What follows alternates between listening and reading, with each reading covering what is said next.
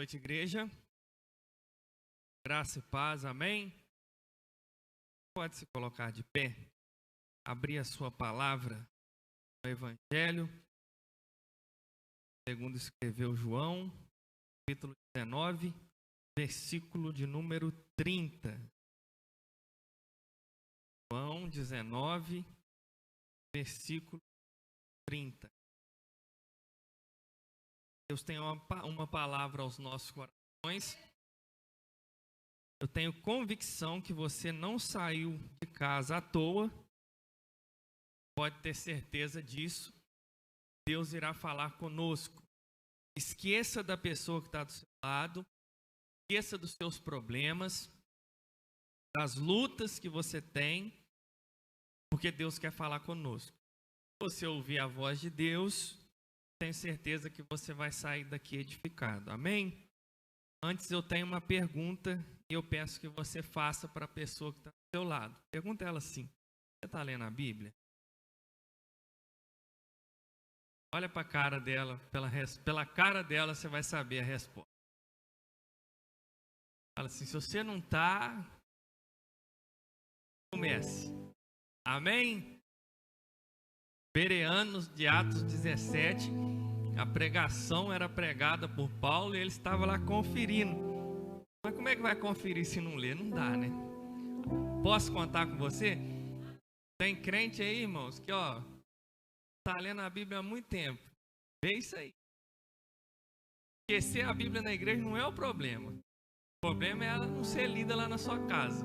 Tem gente que tem 3, tem 2, aí nós deixa até você esquecer a sua aqui. Amém, igreja? O recado está dado? Vai ler amanhã? João 19, 30. Podemos ler? Diz assim: e quando Jesus tomou o vinagre, disse: está consumado. Inclinando a cabeça, entregou o Espírito. Eu vou ler de novo. E quando Jesus tomou o vinagre, disse: está consumado. Inclinando a cabeça, entregou o Espírito. Feche seus olhos em nome de Jesus. Vamos orar. Pai, muito obrigado pela oportunidade que o Senhor está nos dando. Muito obrigado, Pai, por estarmos na sua casa. Eu quero te agradecer em especial por mais uma vez ter a oportunidade de transmitir a sua palavra. A minha oração, Pai, é de agradecimento, reconhecendo, Pai, que é a sua misericórdia, é a sua graça, é o seu favor que me faz estar aqui, tendo, Deus, uma tão grande oportunidade, que é de ser o porta-voz do Senhor. Muito obrigado. Eu quero te agradecer também pela tua igreja, ter a oportunidade de estar aqui, engrandecendo o teu santo nome. Nós já te louvamos, já ofertamos, já adoramos o teu santo nome e reconhecemos, Pai, que é muito bom estar na sua casa, é muito bom estar próximo do Senhor, é muito bom ouvir a sua voz. Mas eu reconheço também que vir a este lugar apenas por um compromisso religioso nos faz voltar para casa da mesma forma, talvez até mais vazios.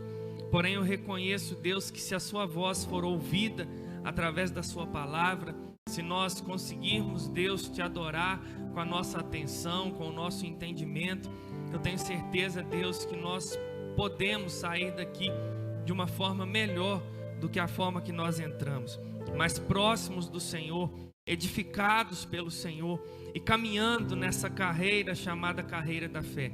Eu quero entregar, Deus, a tua igreja diante da tua presença e pedir que o Espírito Santo do Senhor possa falar aos nossos corações. Pai, eu não quero que a minha voz seja ouvida neste lugar, mas eu quero que a sua voz seja ouvida.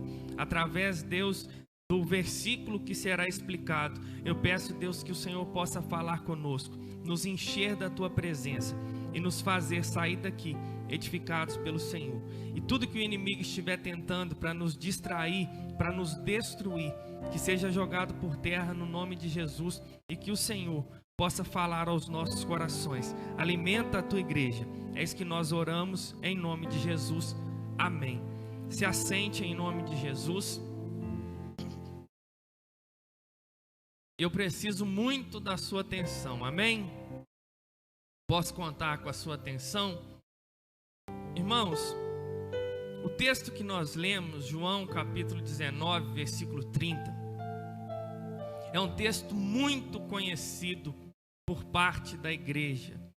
Você que já leu a palavra, você que já pregou uma mensagem, você que participa de células, com certeza você já ouviu algo relacionado a esse texto. Está consumado. Talvez no grego, tetelestai. E eu olhando, sempre que eu olho para esse texto me chama muito a atenção. Por quê? Porque esse texto é o ápice da trajetória humana de Jesus. É o ápice da paixão de Cristo. É o momento que o Everton interpreta como o momento mais importante da trajetória humana de Jesus na terra. O momento em que Jesus declara na cruz do Calvário, dizendo: está consumado. Jesus está dizendo que a dívida está paga. Jesus está declarando: eu cumpri a missão que me foi dada. A obra que foi entregue nas minhas mãos para que eu a completasse, e eu completei. Talvez um sussurro, um respiro, um alívio, dizendo: está consumado. A obra foi completa. E quando eu olho para isso, eu vejo que se nós explicarmos de uma forma melhor para o entendimento da igreja, na época de Jesus funcionava da seguinte forma: quando alguém era preso, escrevia-se os seus delitos, as suas dívidas, aquilo que ele estaria pagando na prisão, na porta da cela, num rolo como um papiro, um pergaminho, e lá estava escrito todas as adversidades, tudo aquilo que aquele homem fez para estar preso. E quando ele conseguia pagar a pena, esse escrito de dívida era riscado e era escrito tetelestai, que significa está consumado. A dívida está paga. Se olharmos para Colossenses 2,14, vamos ver Paulo dizendo aos Colossenses que o escrito de dívida que nos era contrário foi cravado na cruz do Calvário e nós recebemos o perdão da parte de Deus. Então, eu preciso que você aprenda que está consumado está pago. Está consumado não existe mais condenação. Agora, aquele que estava preso está solto. Aquele que estava condenado não está mais, ele está livre. E nesse momento da vida de Jesus, que eu considero importantíssimo, aonde ele vai completar a missão, nós, seres humanos que cremos, nós, igreja do Senhor, recebemos, enquanto ele declarou está consumado e ele expira na cruz do Calvário, algumas bênçãos, algumas virtudes. O que, por exemplo? O domínio do pecado é vencido na cruz do Calvário. Quando Jesus está declarando está consumado, o governo do pecado é derrotado. O governo do pecado é deteriorado pela vitória de Jesus na cruz do Calvário. Então, o domínio do pecado que durou desde Adão, o governo do pecado que durou desde o Éden, ele não existe mais. Agora nós entramos numa nova aliança no governo de Cristo. Tudo isso porque Jesus declarou está consumado. O segundo princípio que eu posso trazer de virtude que nós herdamos na cruz do Calvário é que o véu do templo se rasgou. Ele se dividiu em duas partes. E o acesso perdido no Éden foi recuperado. O ser humano, com o erro do Éden, com o pecado de Adão e Eva, ele perdeu o acesso ao Pai. Mas quando Jesus declara está consumado, o acesso está disponível novamente através do sangue de Jesus que foi derramado na cruz do Calvário.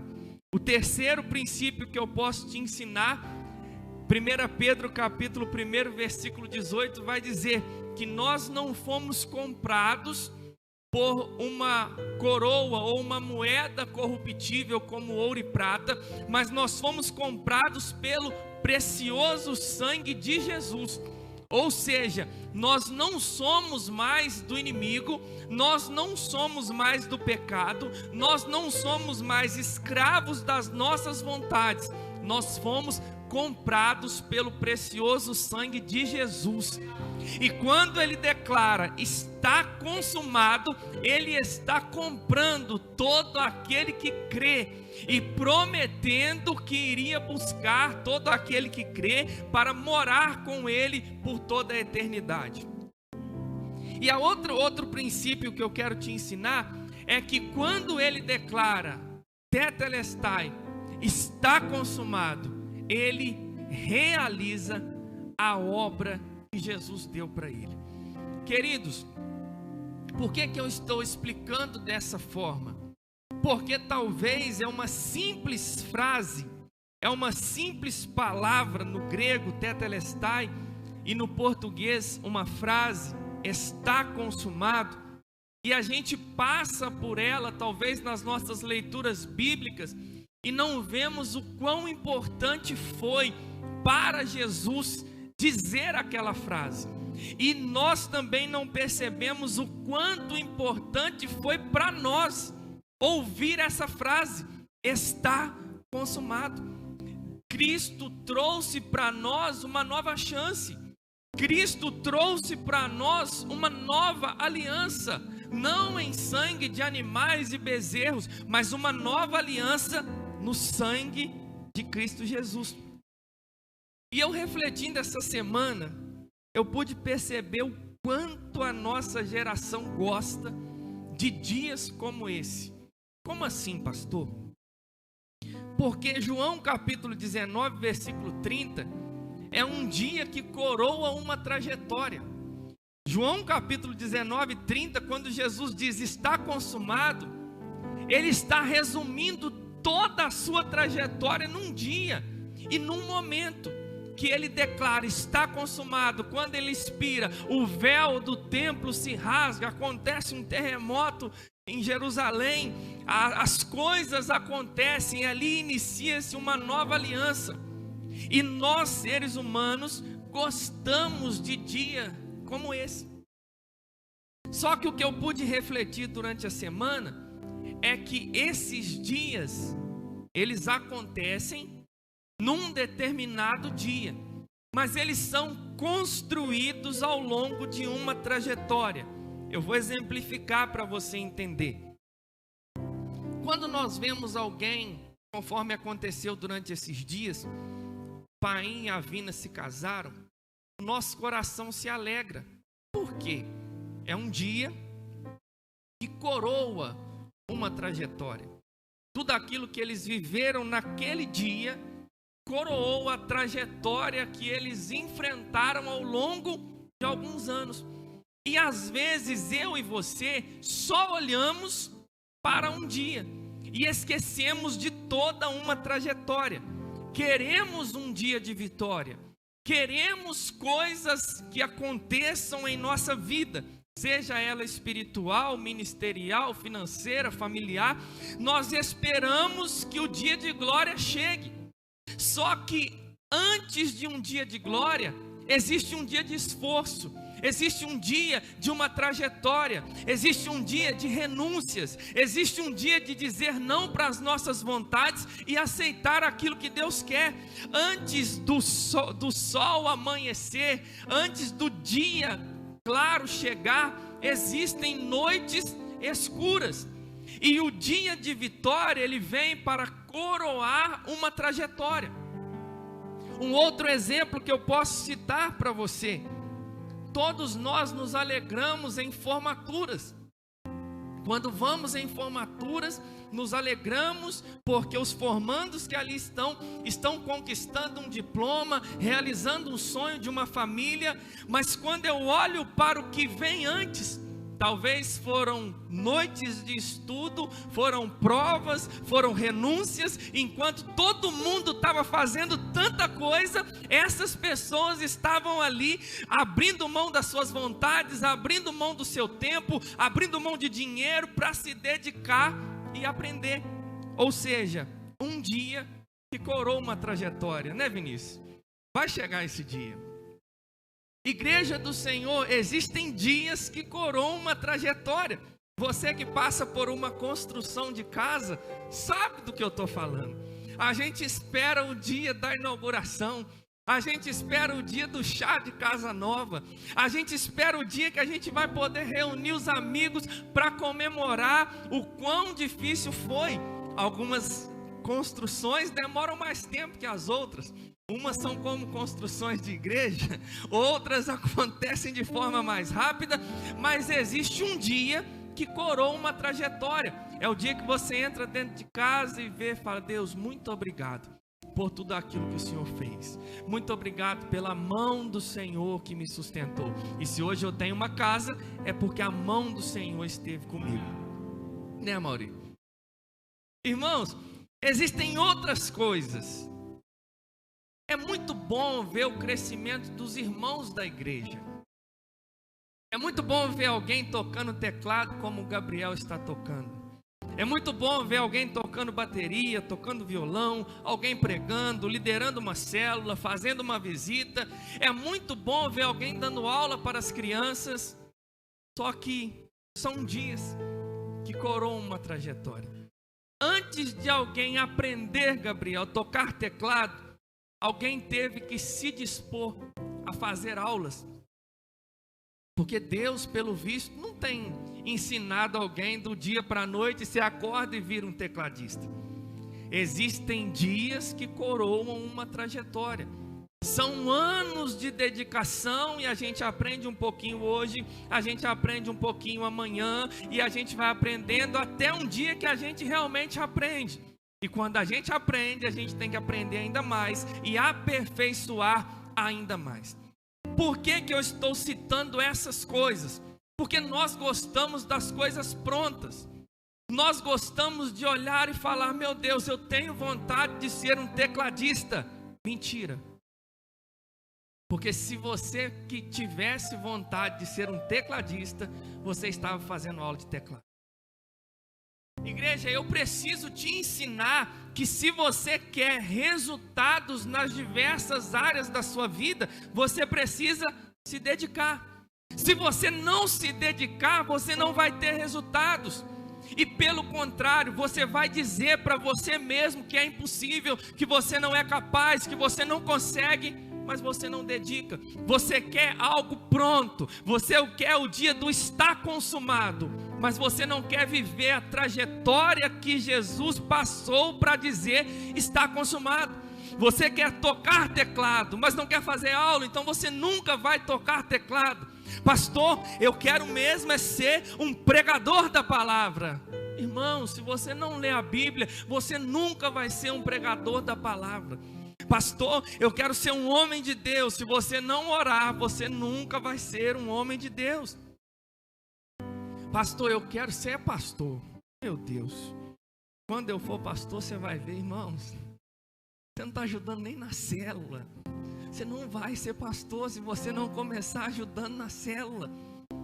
Eu comecei no Data Show, nem era Data Show, era retroprojetor. Eu sou da geração que começou no retroprojetor.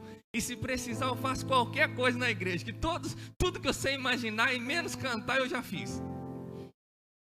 Graças a Deus. Entenda isso, é um dia que coroa uma trajetória. Todos nós queremos uma igreja com muitos membros. Mas as igrejas de muitos membros, elas começaram com 10, 20, 30, 40, 100 e depois elas chegaram 1.000, 2.000 e 3.000. É muito importante a gente ressaltar que entre o começo, entre o início e o fim das coisas, ou a consumação, ou o dia desse que eu estou citando, o dia de ser coroado, existe uma trajetória. E muitos de nós estamos descartando a trajetória. Muitos de nós estamos achando que as coisas vêm prontas. Se eu falar de casamento, sempre que eu falo, eu gosto de citar Josué Gonçalves, que diz: casamento não vem pronto. Casamento se constrói. Você quer uma mulher abençoada, ela não vem pronta. Você tem que construir uma mulher abençoada. Se você quer um marido abençoado, ele não vem pronto. Você precisa construir um marido abençoado. E quando eu olho para isso, eu vou para a vida de Jesus. Porque esse dia está consumado, ele balança meu coração. Gente, é muito gostoso. O tetelestai no grego é até bonito, pastor. Porque a gente ouvir está consumado. Se você tiver noção do que é o está consumado, seu coração tem que tremer. Seu coração tem que balançar. Porque ele falou assim: está consumado. Ele disse: acabou. Fim. Eu paguei o preço. Não é como você indo na academia escrevendo lá, tá pago, mas você tem que voltar lá amanhã. Ele escreveu: está pago. De uma vez por todas. Não precisa parcelar, não. Está pago. Ele venceu a morte. Ele venceu o domínio de Satanás. Ele abriu, inaugurou um novo e vivo caminho. Mas o que me chama a atenção, que Deus falou comigo, é que o está consumado foi construído. E como o está consumado foi construído e quando ele começou? Ele começa, sabe onde? Na eternidade. Ele começa na criação de tudo. O está consumado foi declarado em 33 depois de Cristo. Só que no ano 000 da eternidade, o está consumado estava começando a ser gerado. E se nós virmos para a Bíblia Sagrada, em Gênesis 3,15, após a queda do homem, a sentença de Deus para o homem e para a mulher, ele vai dizer que do ventre da mulher, a hora que ele fala para a serpente, viria que a serpente lhe feriria o calcanhar, mas que ele esmagaria a cabeça da serpente. Deus estava dizendo para a serpente, para Adão e Eva: brevemente alguém virá e vai consumar a obra que eu tenho para realizar nessa terra.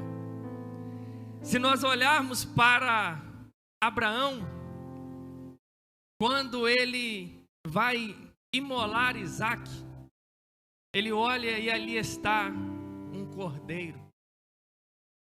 No monte do Deus proverá, Abraão olha para um lado e ele vai imolar o seu filho após obedecer uma ordem de Deus. E o anjo grita: não faça, Abraão. Olhe para o lado. Ali está o cordeiro que vai morrer no lugar de Isaac. Deus dizendo para a humanidade: brevemente alguém vai declarar: está consumado. Se nós olharmos para Êxodo 12, conversamos sobre isso no batismo. Outro texto que faz meu coração tremer e ferver. O anjo da morte ia passar, mas tinha um cordeiro sem mácula, sem ruga, que morreria, e o sangue desse cordeiro seria passado nos umbrais das portas dos israelitas. Onde tivesse o sangue, teria livramento, e onde não tivesse o sangue, morte. Deus é o cordeiro pascal que morreu para oferecer livramento para os israelitas. Se olharmos para o livro de Isaías, Isaías 9 já promete o nascimento do maravilhoso conselheiro, Deus forte, Pai da eternidade, príncipe da paz. Se nós olharmos para Isaías 53, a gente vai ver que o Messias tomaria sobre si todas as nossas dores, todas as nossas enfermidades. O castigo que nos traz a paz estaria sobre ele, e pelas suas pisaduras nós seríamos sarados. Nós vemos todo o Antigo Testamento apontando para a vinda do Filho de Deus. Se você ler o Evangelho de Mateus, você vai ver Jesus perfeito, irmãos, como se fosse uma peça de teatro. Jesus nascendo em um lugar, Jesus nascendo em um local, Jesus saindo para o Egito, Jesus vindo para lá, Jesus vindo para cá, e tudo no livro de Mateus está escrito assim: para que se cumprisse o que foi dito pelo profeta Zacarias, para que se cumprisse o que foi dito pelo profeta Isaías. Jesus foi levando a sua vida, cumprindo as Escrituras. Tudo que estava no Antigo Testamento dito sobre Jesus, ele vinha e cumpria nos Evangelhos. Simplesmente porque o está consumado já estava tratado. E Jesus estava construindo o está consumado. Eu entendo e acredito que Jesus viveu todos os dias pensando nesse dia: eu vou cumprir a missão. Em João capítulo 4, versículo 34, se eu não me engano, perguntam para ele qual que é a sua comida. Ele fala: a minha comida é fazer a vontade do meu Pai e realizar a sua obra. O coração de Jesus estava voltado para esse dia: está consumado. E Deus é tão perfeito, mas tão perfeito, que Ele vai mostrar que um dia é construído de vários dias. Nasce Jesus. Jesus poderia nascer como um adulto, como Adão, mas por causa de um processo, ele vai nascer bebê. Jesus vai esperar o momento certo de aparecer. Ele vai no templo, ele cumpre as suas obrigações, ele lê as Escrituras, ele ensina, ele ajuda, ele faz o papel de filho diante dos seus pais, José e Maria.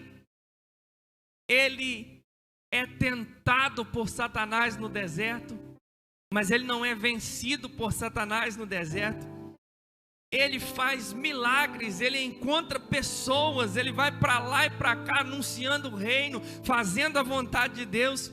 Ele agoniza no Getsêmani. Ele é traído, rejeitado, escarnecido e abandonado, a ponto de falar: Pai, se possível, passa de mim esse cálice, mas que não seja como eu quero, mas como tu queres. Ele passa por dificuldades, mas cada decisão que ele toma aproxima ele do dia que ele tanto esperava, o dia de dizer: está consumado. Aqui eu preciso abrir um parêntese para mim e para você. As minhas decisões estão me levando para onde? A vida que você está vivendo está te levando para onde? Porque nós temos um propósito de vida. Deus tem um projeto para nós. Deus tem um chamado para nós como igreja, como cristãos. E cada passo que Jesus dava, Ele construía esse dia na vida dele. Está consumado. E a segunda coisa que eu posso olhar falando da vida de Jesus é que a principal missão dele era pagar a dívida, mas existia uma outra missão. E na vida do ser humano também é assim. Nós temos uma missão principal, mas existem missões secundárias. E qual era a missão secundária de Jesus? Todos os dias ele abençoava a vida de alguém. Todos os dias o reino de Deus se expandia através da vida dele. Se formos olhar pelo livro de João, me faltaria conhecimento para citar tudo. Mas vamos lá, em João 1 ele está chamando os discípulos. Em João 2, o casamento de Caná, a situação fica difícil lá, ele faz um milagre. Em João 3, ele está lá, sentado com Nicodemos, altas horas da madrugada. Em João 4, ele está fazendo o quê? Ganhando a samaritana. João 5, ele está no tanque lá, ou na porta do templo, falando, curando mais alguém. João 6, ele está pregando o sermão, multiplicando pães e alimentando a multidão. João 7, a minha cabeça vai falhar, mas nós vamos para João 8. Quem? A mulher adúltera. Irmãos, em João 9, o cego, eu vou parar aqui.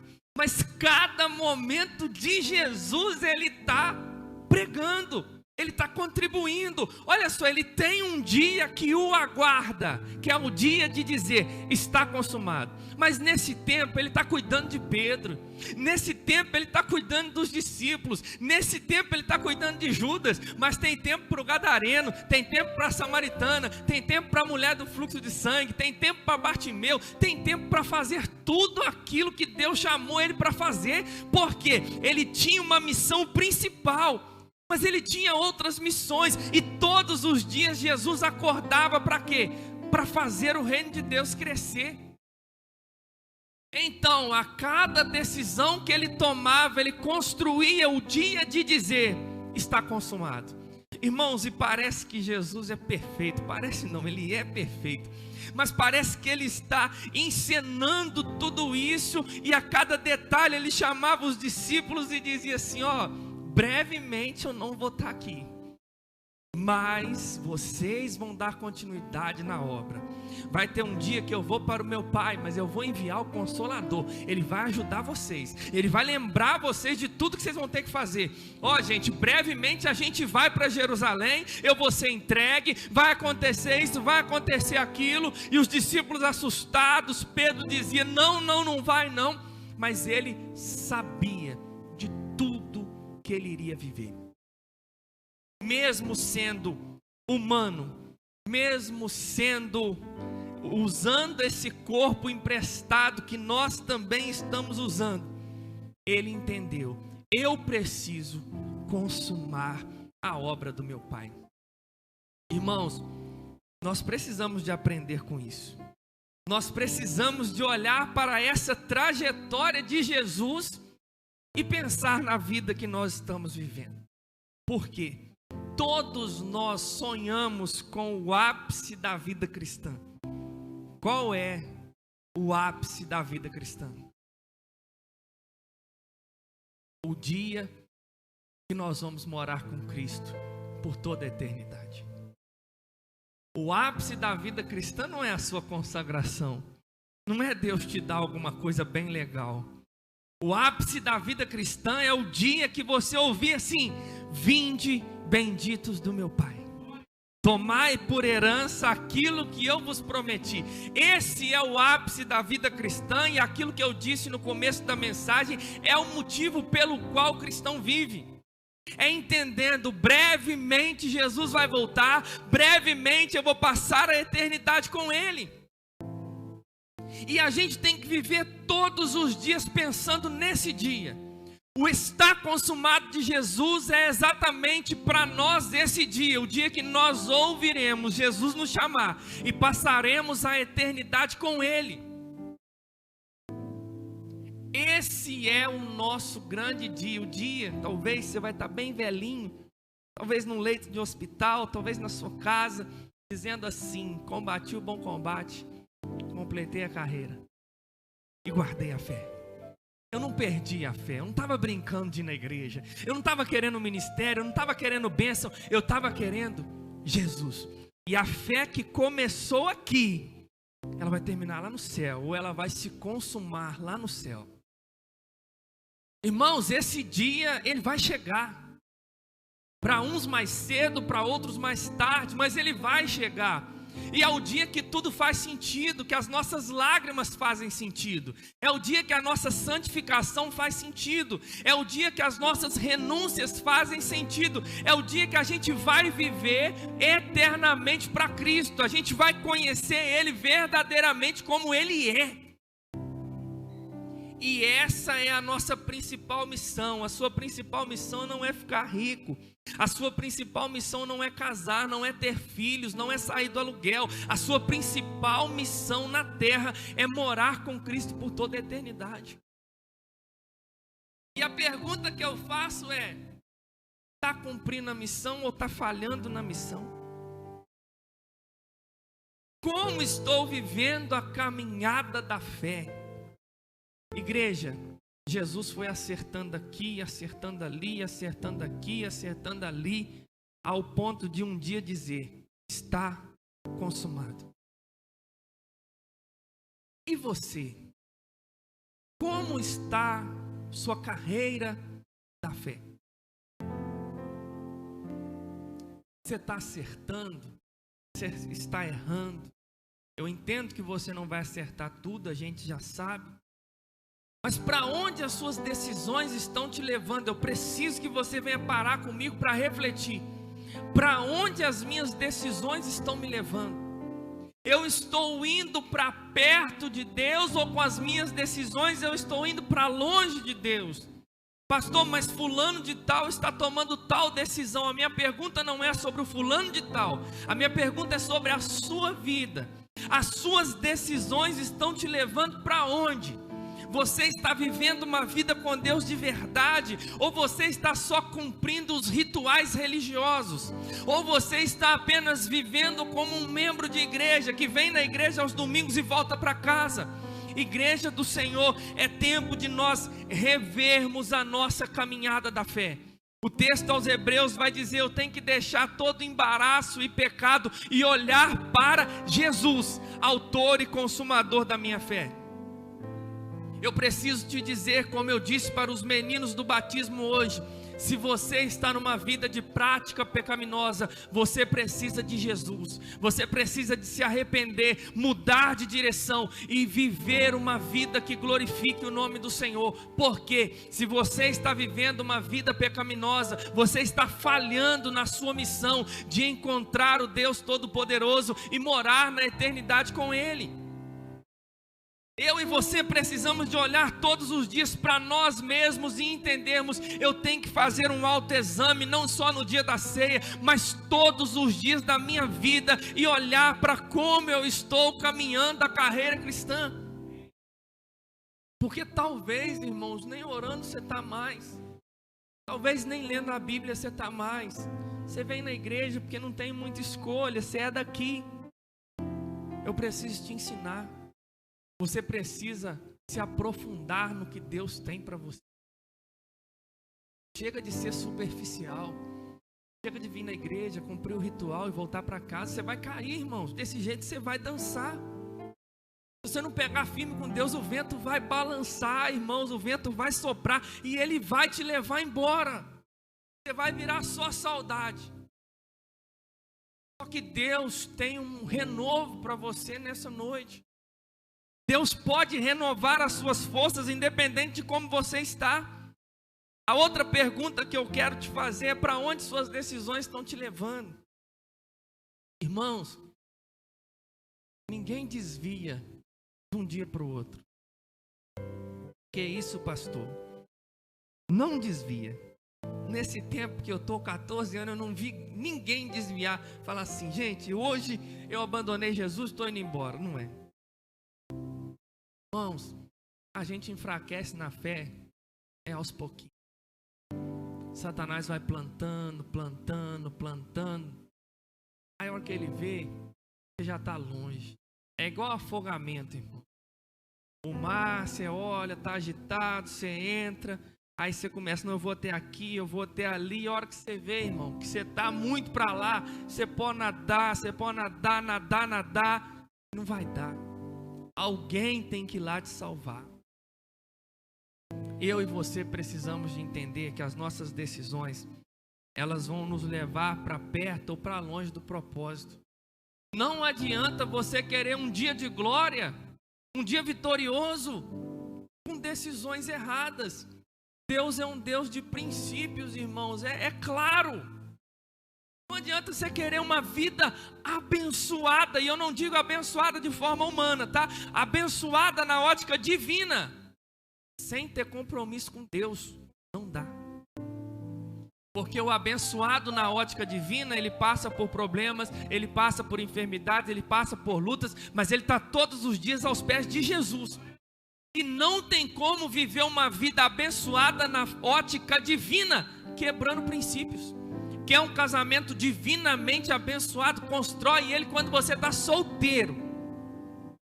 Quer um casamento divinamente abençoado, constrói ele também namorando.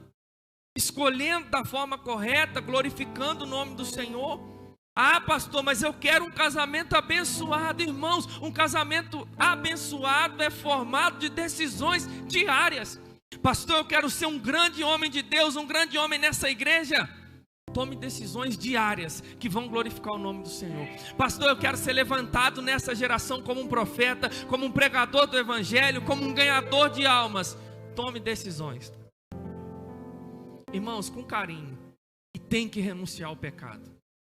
Se você não renunciar ao pecado, irmão, vai viver uma vida mais ou menos do mesmo jeito.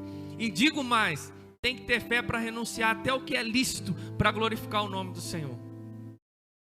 Com carinho que eu estou falando, está querendo ser abençoado por Deus, mas não está cumprindo os princípios, irmãos, não é meritocracia, mas são princípios.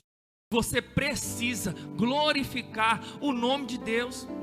Aí depois vai ficar triste, mas Deus não se revela a mim. E aos poucos eu me afastei. Eu oro, eu não sinto Deus. Eu não tenho força para caminhar com Deus. Irmão, mas não vai ter mesmo. Está quebrando o princípio. Aí, quer retornar? Retorna de todo o coração. Diz não para as suas vontades. Irmão, o evangelho é renúncia. É dizer não, irmão. Santidade não tem negociação. Ou é ou não é. Ou é pecado ou não é pecado. Amém? Os irmãos estão tudo aí, né? A outra coisa que eu preciso te ensinar: como eu me comporto também diante das outras missões. A minha missão principal qual é? Passar a eternidade com Cristo. Mas aí que entram as outras missões. E o termômetro para saber se eu estou completando a missão principal é como eu estou me saindo nas missões secundárias. Que marido que eu sou, que esposa que você é, que funcionário que eu sou no trabalho, quem que eu sou com a minha família, quem eu sou na igreja do Senhor, como eu trato as pessoas ao meu redor. Eu falo de Deus para aqueles que estão indo para o inferno, ou eu deixo eles ir para o inferno e estou tranquilão na minha casa, vivendo minha vida, assistindo a minha Copa do Mundo. Igreja, eu e você temos missões secundárias. Eu e você precisamos nos preocupar uns com os outros aqui. Eu e você precisamos de cuidar uns dos outros. Pastor, mas não é meu parente, é seu irmão. Nós somos a igreja do Senhor. Quando nós convidamos para orar, é desafiador sim, mas estamos convidando para que você esteja conosco em comunhão e oração. Quando nós falamos, gente, tem que ir na célula, não é porque a gente é chato e quer só que a célula seja cheia e ocupe a sua cabeça, não. É porque nós acreditamos que através da célula você pode crescer na sua comunhão com Deus.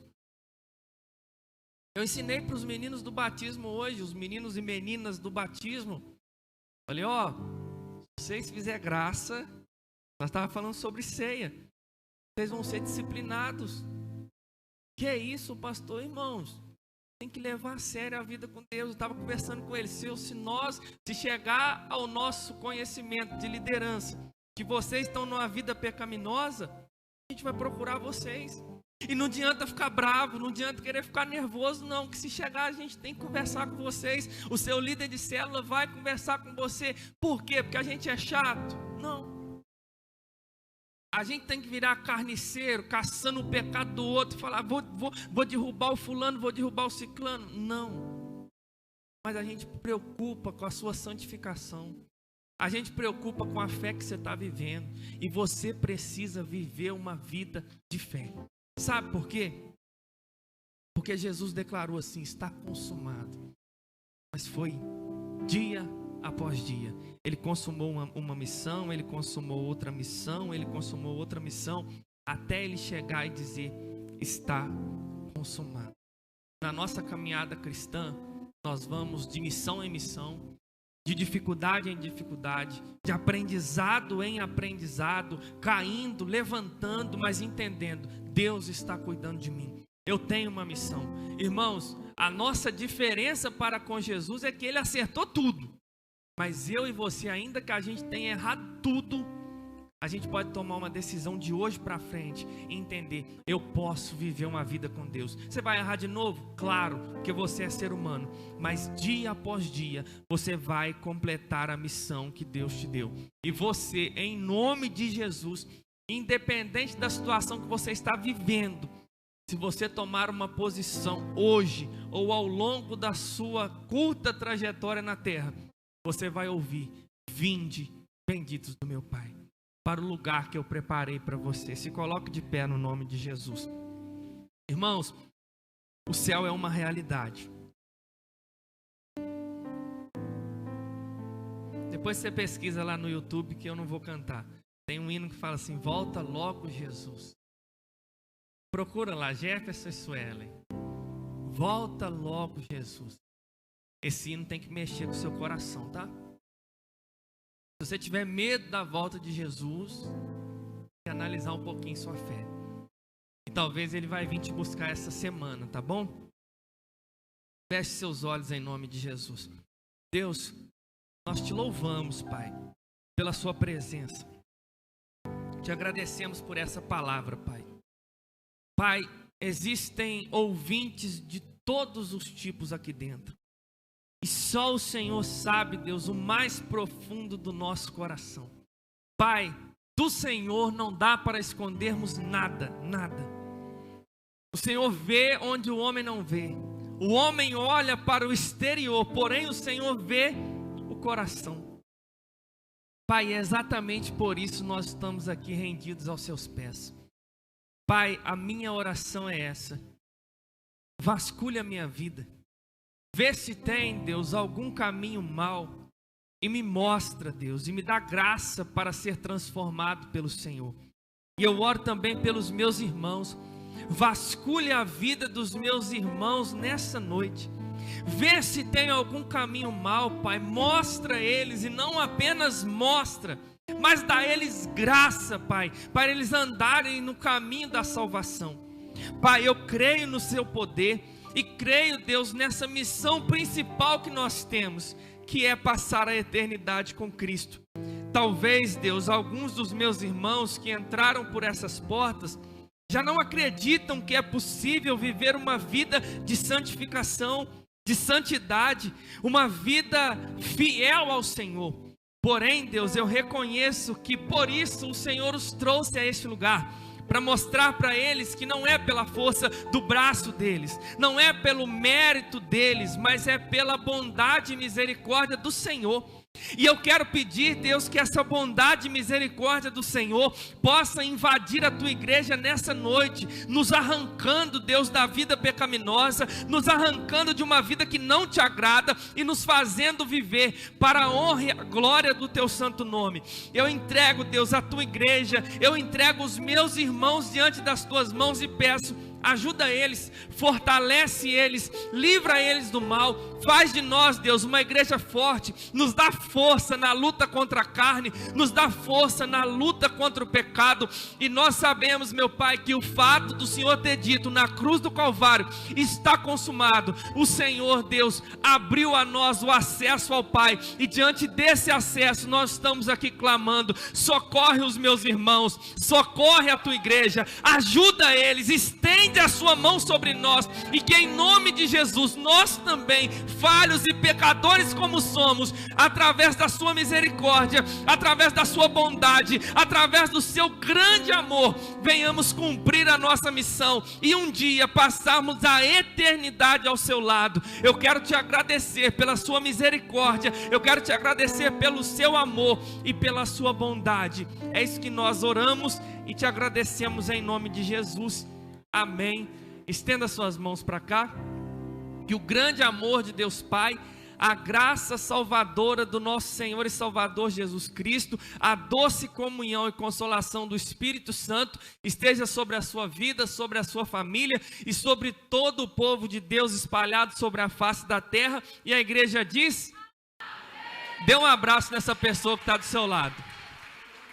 E tenha uma semana abençoada.